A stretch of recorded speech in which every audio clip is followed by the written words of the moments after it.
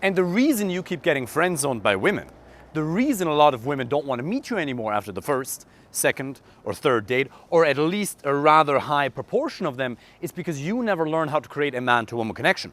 You are copying the same habits of communication that you use in a professional environment or your normal social environment into the environment of dating and relationships. And one of the most important things you have to understand as a man with a busy career or your own business is the fact that communication is tailored to the context. Now, you're already aware of that to a certain extent. You already know that the way you'd be communicating at a funeral would be very different to the way you communicate with your manager, would be very different to the way you communicate even just at a work party or a family gathering. The exact same thing is true when it comes to dating.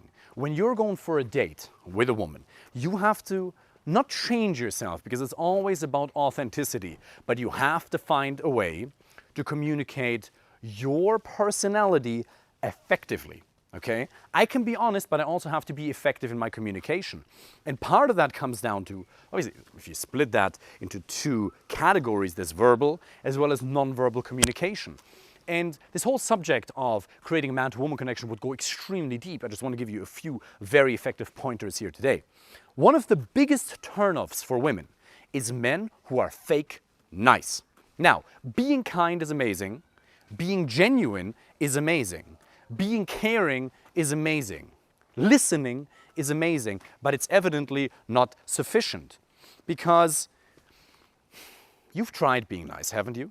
You've tried being kind, you've tried being caring, you've tried listening, empathetic, active, listening, and yet it hasn't given you the result you'd like to have in your dating and relationship life. Well, that's because what you consider to be nice is oftentimes simply fake. It's oftentimes not even real. Because when you are being nice, you're doing that not because it's a genuine expression of who you are, what you feel like in the moment, but it is simply almost a manipulation tactic to get her to like you. That's the funny thing. All these white knights out there, all these morally superior men who believe that, oh, you gotta be nice, you gotta be kind, they're actually the ones who are manipulating women. They are actually the ones who are using niceness, using kindness as a means to get her to like you. You should not care whether she likes you or not. You should not give a damn whether after an hour she loves you or hates you.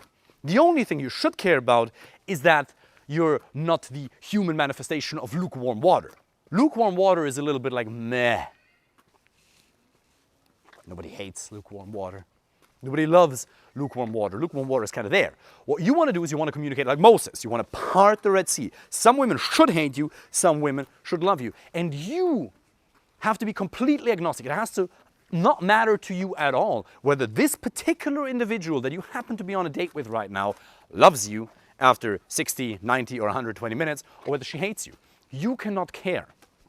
And when I say that, it obviously seems a little paradoxical, because evidently if you have great compatibility, you would want things to go well, wouldn't you? Of course you would want a successful outcome of the date, whatever that means. But you gotta draw from two seemingly conflicting paradigms, which is on the one hand, being absolutely clear on what your outcome is, which is moving the date in the desired direction, creating a connection, creating attraction, getting her to like you, getting her to stay interested in you. While we want to do all that, you at the same time have to equally feel that it doesn't matter at all. Because the less you care, and the more you show that in your verbal as well as non-verbal communication, the more she'll actually get to like you. The more she'll realize that you're kind and nice as a means to get her to like you, for example, by agreeing with her even when you don't feel like it, the more she realizes that, the less she'll like you. Because somebody asked me on my Instagram story today, how do you build trust on a date? And one of the ways to build trust on a date is to be honest, even if it may contradict a positive outcome to the date, even if it may decrease the probability that the outcome of the date is going to be successful. What do I mean by that? Well, she tells you she loves cooking. A lot of men would say, oh yeah, I like cooking too. You like spaghetti? Vegan perhaps? If you're from Venezuela, arepas? Right? Well, there's a lot of different things that you could fakely agree to. Instead of that, you can say, no, I hate cooking. It's an utter waste of my time. I don't like it at all. When I was a teenager, actually, my uncle tried to get me into cooking, and I sincerely appreciated his attempt. right? Because he was really, really good at it. I just didn't care at all. For some reason, I couldn't get myself to care about it, which makes a lot of sense because Jordan Peterson says values aren't created, they're only discovered.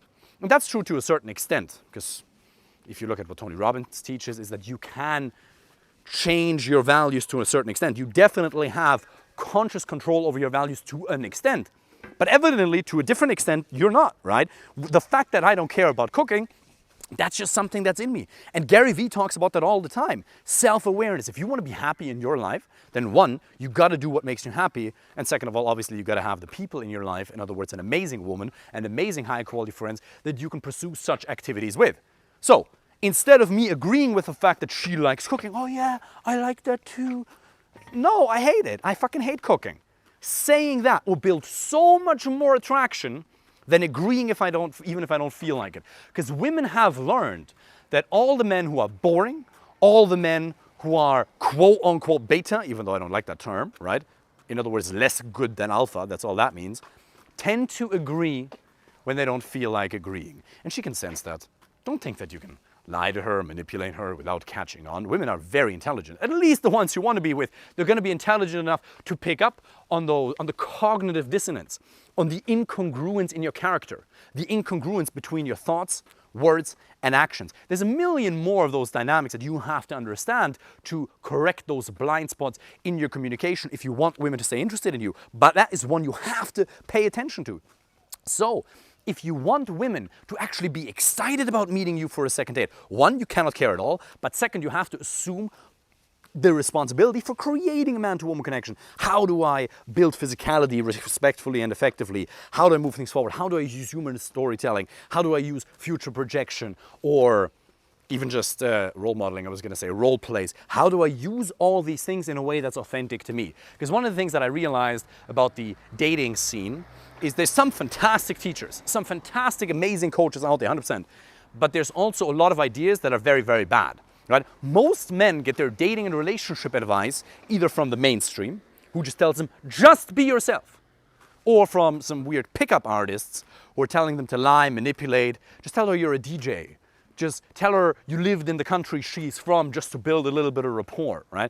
That's absolutely utter nonsense. It's what I teach my clients from 26 different countries. What I'm offering here today here as well is some sort of magical middle ground where you are effective. You learn the raw dynamics of what actually creates attraction, even if it's not politically correct. At the same time, honest and authentic. Because a lot of men don't understand that raw, unfiltered, unapologetic honesty is one of the, there's many more, but one of the most powerful tools to create attraction on a date. There's a lot more, right? But that one is absolutely critical to create and sustain attraction. What a lot of these guys do wrong, I had a conversation with somebody today, he said, oh yeah, I went on 12 dates in the last 6 months, and then I asked him, so how many dates, or how many of those women did you lose interest in, and how many of those lost interest in you?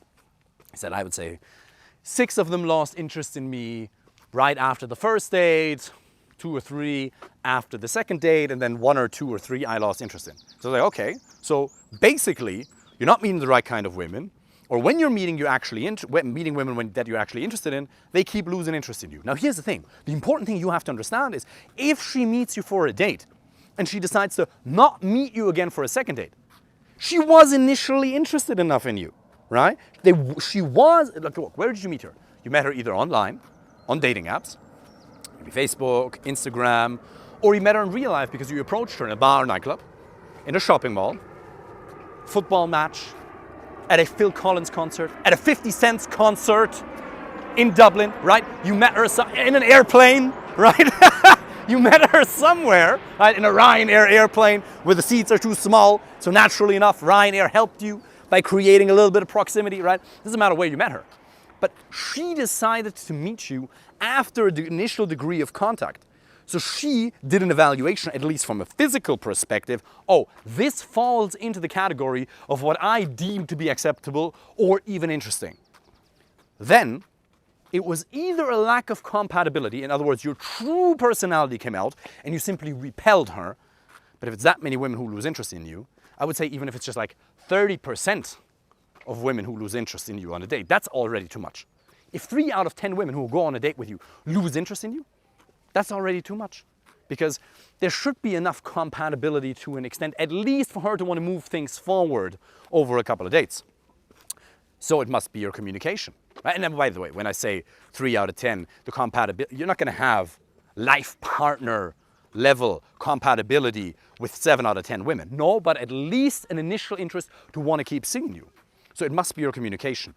And communication is something you can absolutely learn. It is something that is just a skill set that you can develop. And if you want me to help you with that personally, be that in a group coaching or a one-on-one format, then simply apply for a free initial consultation call. I've now been able to help men from 26 different countries all around the world. And if you're somebody who likes to take action, if you're somebody who likes to take these things seriously, then I'd be very happy to help you with that as well. It's a very, very simple skill set. If you are somebody who's been able to create any kind of success in his life, then you can learn that as well. So apply for a free initial consultation call with the link underneath this video. Looking forward to seeing you soon. Take care.